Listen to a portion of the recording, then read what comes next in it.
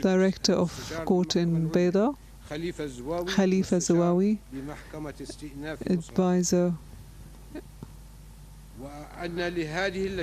This committee has the right to resort to any experts from the country or abroad, as well as appointing an EU observer. We are sure that this committee will uncover all the truths, and it will become apparent to Libyans and others the extent of fake numbers which have been published by media which are trying to attack Libya. And they will see very clearly the extent of the conspiracy against the people of Libya.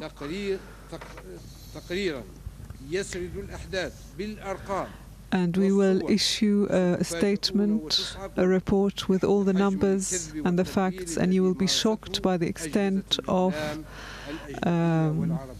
the distortion committed by Arab and foreign press and media. To be honest, we used to respect our brothers in Qatar, but the brothers in Qatar have dedicated AlJazeera channel in order to provoke, to create lies, and to by Egyptians who live in Qatar, who have been paid a lot of money in order to conduct this conspiracy. And this is unacceptable from a brother country.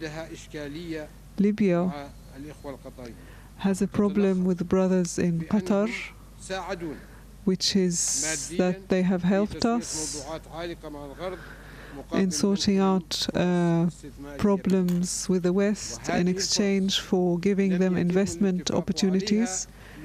These opportunities have not been agreed for administrative reasons. They were also upset because President Gaddafi attacked the presence of the American base in the country. It is a shame that Qatar uses this method, because they are responsible for the provocation of Libyan youth and other Arab youth. Their hope was to burn Libya the same way they burned Tunisia and Egypt. But we say to them, Libya is not Tunisia nor Egypt, and it will always stand dignified and strong in its revolution. We call on the tribes who have been forced to attack the camps of the police and military in order to gain access to weapons to defend themselves after these gangs have spread all over the streets. We ask them to return all these weapons because security and stability have been restored as soon as the security forces have started doing their job. As for the Libyans who live abroad and are provoking Libyans to rebel and burn their countries, we say to them, stop provoking Libyans to kill each other. You and your families are looking at them from abroad, waiting for instructions and low pay from your bosses. It is well known. Anybody who doesn't know that Libyans are a mixture of white and dark-skinned. The 6 million Libyans include whites and dark people, and all these different colors spread all over the land. They form part of the Libyan army. Therefore, there must be some soldiers who are black, African, some of them are dark-skinned and others are white. but they are not. All right, we were just listening to a spokesperson from the Libyan government there on Libyan state television. If you're just joining us on AlJazeera, we're continuing our coverage of the fast-moving developments out of the country. That was a spokesperson. I can just run through a couple of things that he said. He said that there will be laws implemented, among them a penalty law of the press. He said as well, reiterated that Libya is not Tunisia and Egypt. He also said that there will be an immediate start to implement local government, and Saif, who is Muammar Gaddafi's son, Saif al-Gaddafi, had asked them to form a committee to investigate the events, the sad events of the past few days, is what he said.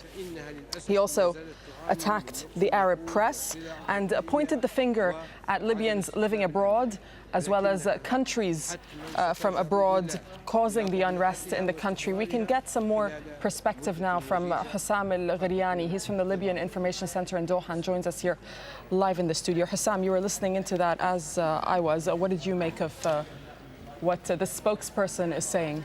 It's just appalling and insulting to one's intelligence and the intelligence of every sane person. First of all, I would like to thank the Qatari government and the Qatari people, for they have shown far more civilization than this tyrannical regime will ever show. They're again desperate in showing that they're trying to reform. Well, they've had 42 years to reform. Why now? Obviously their backs are against the wall, and they're just attempting to make any sense of this senseless situation. But one thing I can say, when they are gone, things will improve. And again, I believe their time is almost up now. How do you think this will play out on the streets? They are attempting to reform, introduce new laws, as this spokesperson is saying.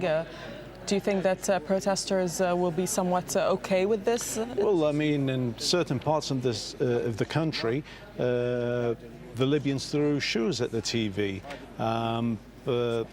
Nobody respects them. Even as we speak now, their last card is to try and divide the country. He's talking about the soldiers. I heard him talking about the soldiers and trying to explain that Libyans have different color skins. Yes, this is the case. But as our friend spoke to us earlier on the phone and mentioned that the people on board the aircraft could not speak a word of Arabic, I believe all Libyans speak Arabic. So again, they're very, very, very contradictory, and again, more propaganda like we've seen for the last 42 years, that their whole regime is built on nonsense and propaganda. Yeah, it was very interesting. Just a final question. Listening to that pilot there speak from Al Afriqiya, he was actually a witness to these mercenaries. He happened to fly them into the country without him knowing. What did you make of that? Well, again, I'm saddened to learn that my colleagues were involved in this. Obviously, it was against their will. I urge them to walk away, strike, do whatever they can to prevent transporting any more of these